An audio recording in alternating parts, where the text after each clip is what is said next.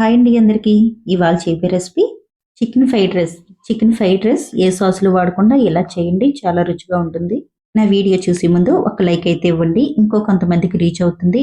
నా ప్రతి వీడియో మీరు చూడాలనుకుంటే ప్లీజ్ సబ్స్క్రైబ్ కూడా చేయండి. ప్రతి వీడియో మీకు వస్తుంది. ముందుగా అయితే వీడియోలోకి వెళ్ళిపోదామా. ముందుగా అయితే రైస్ వార్చుకుని ఇలా ప్లేట్లోకి వేసుకుని చల్లారబెట్టుకోండి. అప్పుడు రైస్ మనకు చక్కగా ముక్క అవ్వకుండా ఉంటుంది. శుభ్రంగా కడిగి పెట్టుకున్న చికెన్ తీసుకోండి. ఒక అర స్పూన్ అల్లం వెల్లుల్లి పేస్ట్ వేసుకోండి. ఒక చిటికెడు మిరియాల పొడి వేసుకోండి. కొద్దిగా గరం మసాలా కూడా వేసుకోండి. తగినంత సాల్ట్ వేసుకోండి. కొద్దిగా కారం, కొంచెం పసుపు, ఒక స్పూన్ జొన్నపిండి, కొద్దిగా నిమ్మరసం వేసుకోండి. ఎగ్లో తెల్లసొన వేసుకోండి. వేసేసుకున్నాక ఒకసారి స్పూన్ తోటి కలుపుకోండి. చిటికెడు ఫుడ్ కలర్ వేసుకోండి కలర్ కోసం. బాగా కలిసేటట్టు కలుపుకోండి.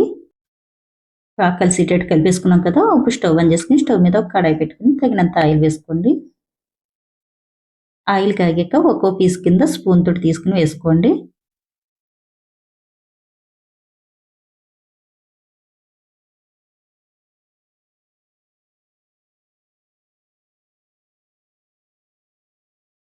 అన్ని పీసులు వేసేసుకున్నాక కాసేపు ఏగనివ్వండి. వేగిన తర్వాత ఒకసారి గరిటెతోటి అన్ని పీసులు ఇలా తిరిగేసుకోండి. ఆ సైడ్ కూడా ఏగనివ్వండి. ఫ్రై అయిపోయినాయి కదా, ఓ ప్లేట్లోకి తీసేసుకోండి. తీసేసుకున్నాక స్టవ్ మీద అడుగు మందంగా ఉన్న గిన్నె పెట్టుకోండి. చికెన్ ఫ్రై చేసుకున్న ఆయిల్ అందులో వేసుకోండి. 3 గుడ్లు వరకు ఇలా గిలకొట్టుకుని వేసుకోండి. ఒక ఆమ్లెట్ లాగా వేసుకున్నాక వెంటనే గట్టితోటి తిప్పేయకుండా కాసేపు నుంచి అప్పుడు తిప్పండి. చిన్న పీసుల్లా కాకుండా కొంచెం పెద్ద పీసుల్లాగా చేసుకోవాలి. ఈ విధంగా చేసుకుని కాసేపు ఫ్రై చేసుకోండి. కాసేపు ఫ్రై చేసేసుకున్నాక ఇప్పుడు పచ్చిమిర్చి వేసుకోండి. ఇలా చిన్నగా కట్ చేసుకుని వేసుకోవాలి.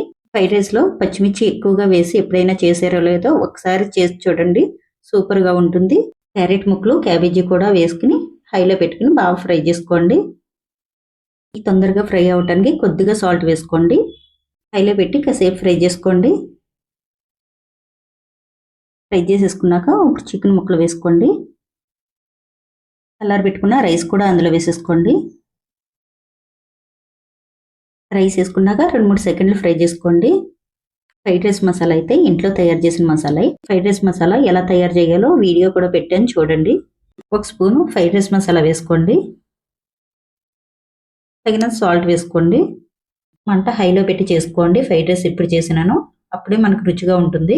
ఇలా పచ్చిమిర్చి ఎక్కువగా వేసుకుంటే ఫ్రైడ్ రైస్ చాలా బాగుంటుంది. కారం వేయని అవసరం లేదు. ఏ సాసులు వాడకుండా చికెన్ ఫ్రైడ్ రైస్ ఇలా చేసి చూడండి, సూపర్గా ఉంటుంది. మా పిల్లలకైతే చాలా నచ్చింది. నా వీడియో అయితే మీకు నచ్చింది అనుకుంటున్నాను. నచ్చితే ఒకసారి మీరు ట్రై చేసి ఎలా ఉందో కామెంట్ బాక్స్లో అయితే కామెంట్ పెట్టండి. అలాగే నచ్చితే మీ ఫ్రెండ్స్కి, బంధువులకి కూడా షేర్ చేయండి. నా వీడియో ప్రతిదీ మీకు రావాలంటే సబ్స్క్రైబ్ చేయడం అస్సలు మర్చిపోవద్దు.